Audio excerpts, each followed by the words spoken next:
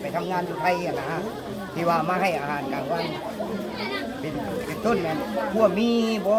น้ำดื่มบ่ชุดกีฬาอย่างต่างๆเนาะบาเตะกระโต้ฉะนั้นทางเรียนมีอย่างไรเนาะบอกมือใส่โคนแก่พวกที่สนับสนุนอาหารมื้อนี้แหละให้มีสุขภาพแข็งแรงเนาะเข้าใจน้องๆฟังให้เด้อ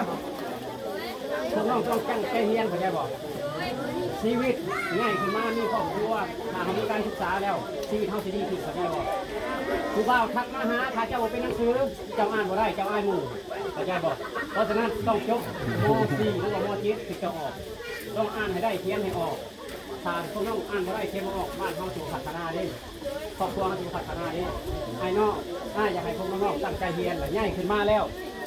ถ้าว่าผู้ใดแบบว่ามีแรงกำลังเนาะกับแบกปั้นน้องๆรุ่นต่อไปอีกให้ขอถึงเท่านั้นเนาะสุดท้ายนี้กับขอยกแต่เพียงเท่านี้เนาะสำหรับคำอวยพรพอเนาะขอบคุณเท่านั้นแหละวันนี้ก็คือพอปฐมเนาะกับขอบใจนำทีมงานแห่การสนับสนุนเนาะขอบใจอันนี้คือข้างทำอิฐเนาะทุกคนเขามีข้างทำอิฐแล้วก็มีข้างต่อไป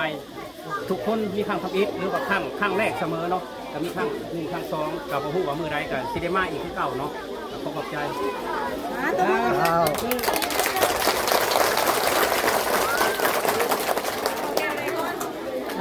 ขอเสียงดังๆเด้อไปเด้อดีใจบ่ที่เพิ่นมาให้ดิดีใจ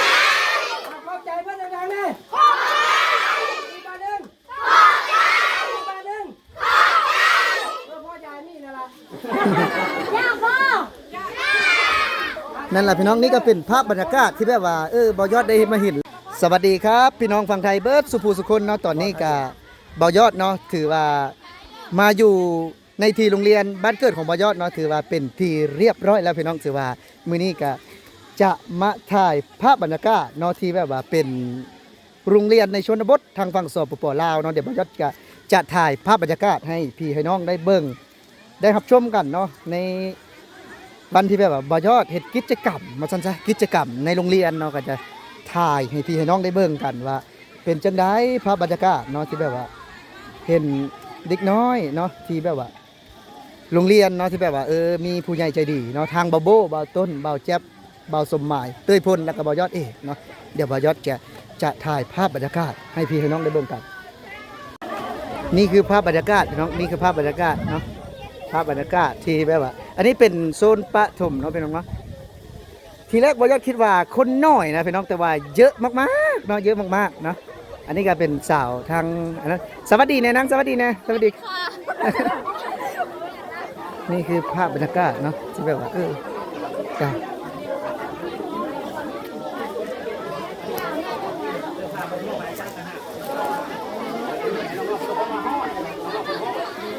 สวัสดีเดี๋ยวเจ๊สวัสดีกล้องหน่อยสวัสดี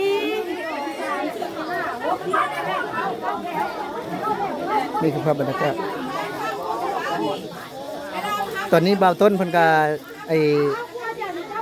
จัดแจงน้องๆเนาะจัดแถวน้องๆนี่คือภาพบรรยากาศอันนี้เป็นแค่ส่วนหนึ่งนะพี่น้องนะอันนี้เป็นแค่ส่วนหนึ่งเนาะบ่แม่นว่าบ่แม่นเบิดได้พี่น้องนะอันนี้เป็นแค่ส่วนหนึ่งเนาะ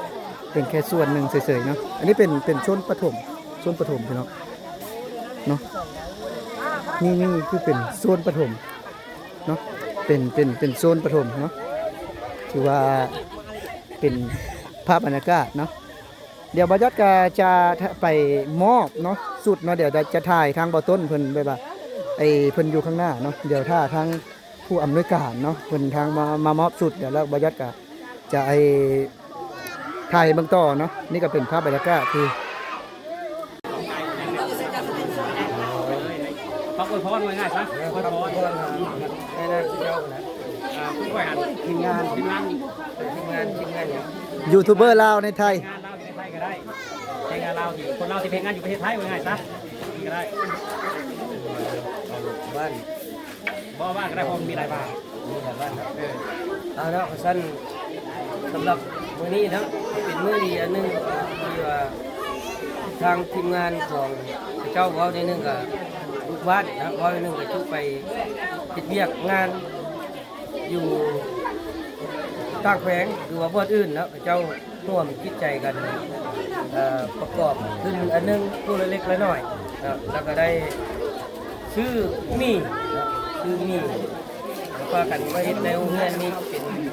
พัดมีนะจ๊ะให้นักเรียนทั้งประถมมัธยมเฮาได้กินนะแล้วก็มีสุขกีฬา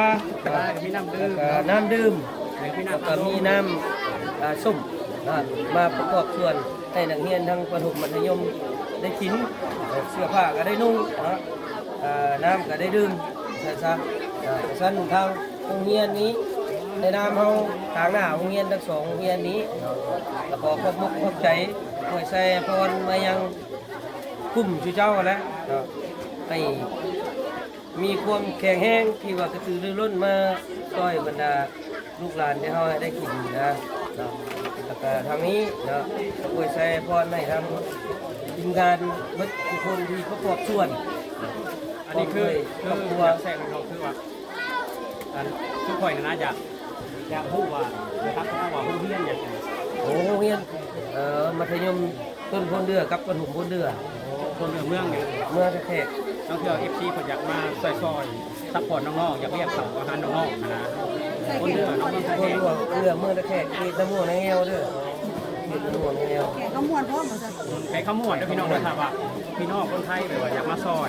อยน้องๆน้องมาแบ่งปันไม่มีแหละทุกคนเนาะแบบว่าอยากมีความสุขเนาะคือว่าคนเข้ามาซอยคือคนเข้าบ่ได้รวยได้ยังดอกแต่ว่าพวกเฮาคือว่าใส่อยากสร้างความสุขเฮ็ดน้องๆได้กินเฮ็ดให้น้องเลยเฮานี่เฮายิ่งพอเฮามีความสุขนะพอสุดท้ายนี่ก็ อยากให้จำให้ความรู้สึกของทางด้านประถมอันนี้คือพอทางด้านประถม ครับเจ้าต่างให้คณะหน่วยการเงียบประถมเนาะมีความรู้สึกดีใจร้ายที่ว่า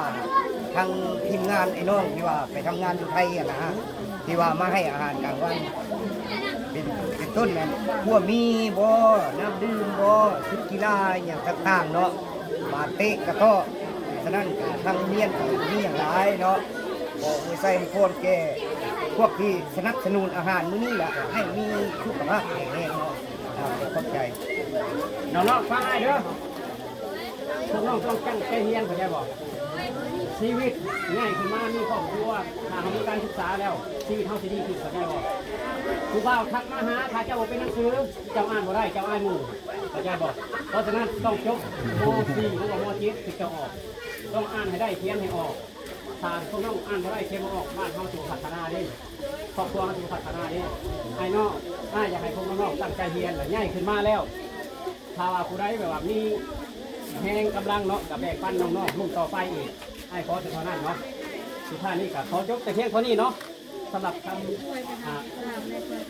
อวยพรเนาะพอเนาะ ขอบคุณเท่านั้นแหละ วันนี้ก็คือพอปฐมเนาะกับพอ ขอขอบใจนำทีมงานให้การสนับสนุนเนาะขอขอบใจ อันนี้คือข้างทำอิฐเนาะทุกคนเขามีข้างทำอิฐแล้วก็มีข้างต่อไป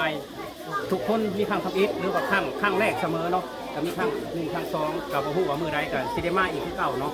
ขอขอบใจ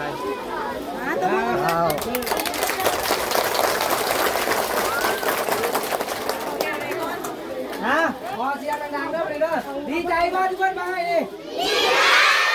ขอบใจเพิ่นดังๆเลยขอบใจอีกบาทหนึ่งขอบใจอีกบาทหนึ่งขอบใจพ่อใหญ่นี่นั่นล่ะย่าพ่อ นั่นแหละพี่น้องนี่ก็เป็นภาพบรรยากาศที่แบบว่าบ่ยอดได้มาเห็นแล้วมีความสุขที่แบบว่าดนๆเนาะได้กลับมาบ้านแล้วก็มี เอาพูดแล้วครับ เอาแล้วก็ไปยืนฮะพี่น้อยเอาน้ำใหญ่น้ำในน้ำ นี่ก็เป็นภาพบรรยากาศที่แบบว่า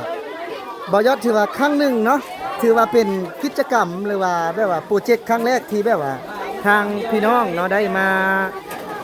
สนับสนุนเนาะบ่ว่าจะเป็นเบาต้นเบาโบเบาแจ๊บเบาเต้ยพลเบาสมหมายแล้วก็เบายอดเอกเนาะพี่น้องเนาะนี่ก็เป็นภาพบรรยากาศที่ได้เห็นเนาะค่อนข้างที่จะวุ่นวายแน่พี่น้องค่อนข้างที่จะวุ่นวายในการขอโทษขออภัยเนาะถือว่าคนหลายเนาะเฮาก็บ่สามารถที่จะควบคุมได้เบิดเนาะพี่น้องเนาะอันนี้ก็เป็นภาพบรรยากาศที่แบบว่าเฮาได้เห็นเนาะได้เห็นในมื้อนี้เนาะสิแบบว่าเป็นนักเรียนชั้นประถมและก็มัธยมเนาะหมอน้อยๆนี่ก็สิขี้ดื้อจังไงนี่เนาะพี่น้องเนาะอันนี้ก็คือภาพบรรยากาศเนาะที่แบบว่า เป็นภาพบรรยากาศสดๆที่เบายอดเนาะได้ถ่ายให้เบิ่งเนาะอาจจะบ่ได้ตัดต่อเนาะอาจจะถ่ายให้เบิ่งแบบเรียวๆเลยเนาะแซ่บบ่ครับเนาะอันนี้ก็เป็นภาพบรรยากาศเนาะเป็นภาพบรรยากาศที่เราได้เห็นเราได้สัมผัสเนาะถึงว่าถามว่าเบายอดคนเป็นคนมีเงินบ่คือแบบว่าซื้อ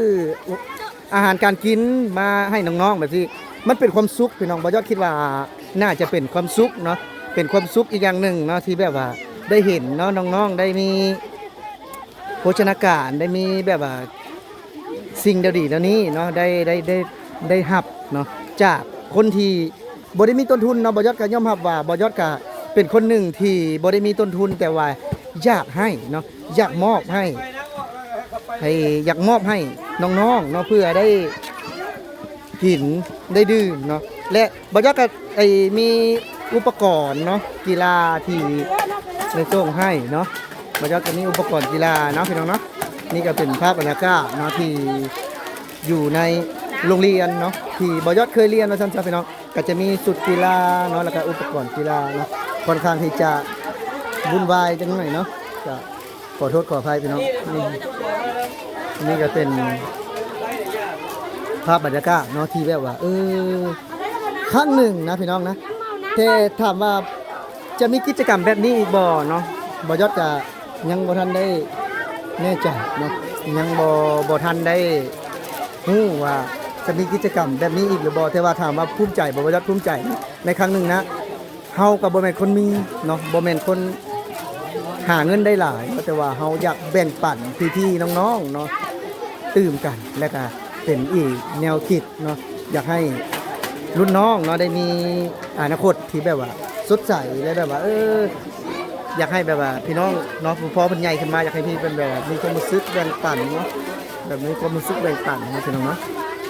สิว่าก็เป็นภาพบรรยากาศภาพหนึ่งเนาะที่แบบว่า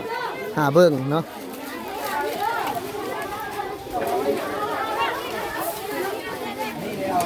สบายดีบ่าวต้นสบายดี สบายดีเป็นอะไรความรู้สึกวันนี้เป็นอะไร ดีใจมีความสุขมีความสุขหลายนี่แหละอยากเห็นนี่แหละคือความสุขของเราต้นเลยเนาะคิดเห็นแต่เจ้าของก็ยังน้อยกับแบบนี้เคยเฮ็ดบ่กิจกรรมแบบนี้เคยไปครั้งแรกนะตื่นเต้นชื่อว่ามื้อนี้ก็มีน้องๆมาจอยเนาะแม่น้ำชื่อว่าทีมงานเฮาได้สู้ชนขนาดนี้เนาะมาแต่ดึกเนาะ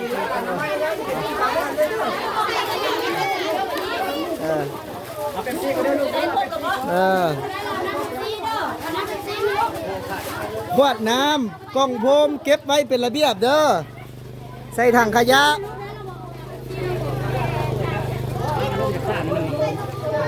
อยู่คนหลายเนาะนี่ครับบรรยากาศคือยังหลายอยู่เพิ่นมาบ่ทันเบิดบ่โซนนี่คือยังหลายอยู่ลึกยังเฮียนอยู่ป่ะ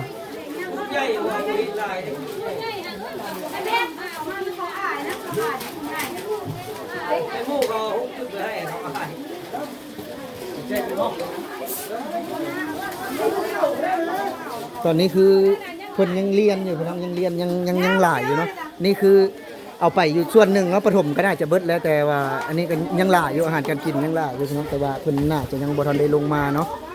บ่ทันได้ลงมาถือว่าเป็นภาพบรรยากาศนะภาพบรรยากาศ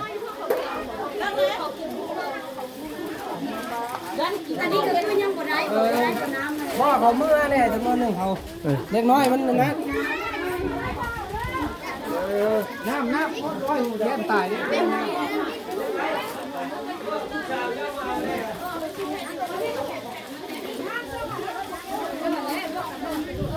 ภาพบรรยากาศภาพบรรยากาศ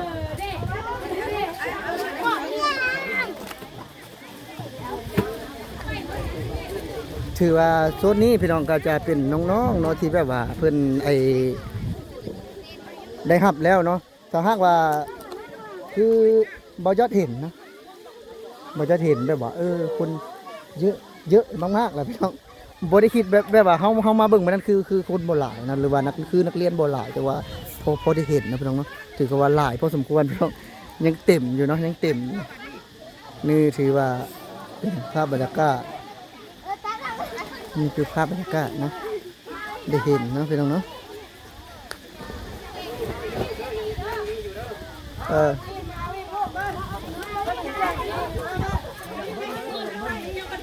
ผู้ใดยังบ่อิ่มเนาะน้ำเขาก็ยังคงเหลืออยู่ผู้ใดยังบ่อิ่มหรือว่ายังบ่ทันได้มาเอาก็เข้าให้มาเนาะ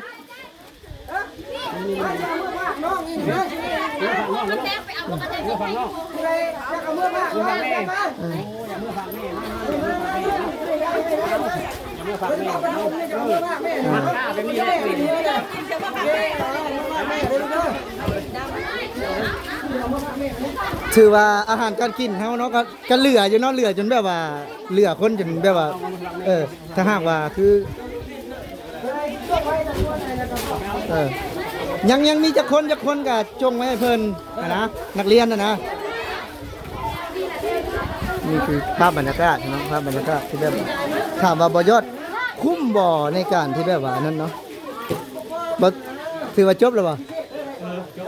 บอสที่ว่าแบบว่าภาพบรรยากาศแบบนี้นะเพิ่นว่าถามว่าคุ้มบ่ที่แบบว่าเฮาได้มาเฮ็ดมื้อนี้เอาอยากให้จับมัน มันก็มีความสุขแหละสำหรับต้นเนาะถามว่าคุ้มบ่คุ้มเลยคุ้มเขาต้องกระยาของมุกของใจน้องของบุสปอนเซอร์ใหญ่ของน้องของบุ สปอนเซอร์ใหญ่ครับคือบาโบโซล่าเสียงคลาวเนาะถือว่า บาบู มีพ้นมาสมัยยอดมาต้นเนาะ มีจักคน 6 คน 6 คนเนาะที่ประกอบส่วนว่าซั่นซะ แบบว่าพี่น้องไทยไปอยากมาเฮ็ดกิจกรรมแบบนี้เนาะนี่คือมอสคนเดือน้องพี่น้องผ่านด่านนครพนมมากาซินเลี้ยวซ้ายเนาะเลี้ยวซ้ายมันสิมีทางแหวกเข้ามาเป็นทางดินแดงทุกคนครับสามารถมาสร้างกิจกรรมแบบนี้ได้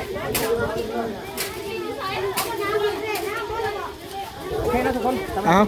บัตรตู้กับจุ๊บเที่ยวกับคนนี้เนาะขอบคุณ FC ไทยทุกคนเลย ก็สำหรับผู้ใดที่ได้เห็นกิจกรรมเนาะก็ช่วยเป็นกำลังใจให้บ่ยอดแรงงานลาวชาแนลแล้วก็เบาต้นเบาโบเบาแจ๊บเนาะสำหรับวันนี้บ่ยอดสิขอลาพี่และน้องไปก่อนสำบายดีเบิดสุขสุขคนเนาะขอให้โชคหมานร่ำรวย